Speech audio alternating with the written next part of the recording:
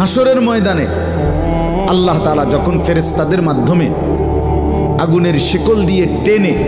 জাহান্নামকে হাসরের মাঠে এনে দাঁড় করাবে, মনে করেন এখানে আইনা রাখবে, আমরা সবাই তাকাবো, এরকম হাসরের মাঠে যখন জাহান্নামকে আনা হবে, এই জাহান্নামের দিকে এক নজর তাকাইয়া হাসরের ময়দানের সমস্ত নাফরমান পাপী বেঈমান আবারও বলবে আল্লাহর কাছে, রব্বানা আখিরনা ইলা আজালিন করিব, আল্লাহ একটু সময়ের জন্য দুনিয়াটা আবার ফেরত দেন, হায়াত আবার ফেরত, সময়গুলো আরেকবার দেন, আরেকটু সময় দেন, নুজিব দাওয়াতাক, আপনার সব কথা তখন মেনে নেব, ওয়ানাত্তাবিউর রুসুল, আপনার রসুলদের আনুগত্য করব। আল্লাহ বলবেন না, না বান্দা, এখান থেকে কাউকে আর ফেরত দেব না।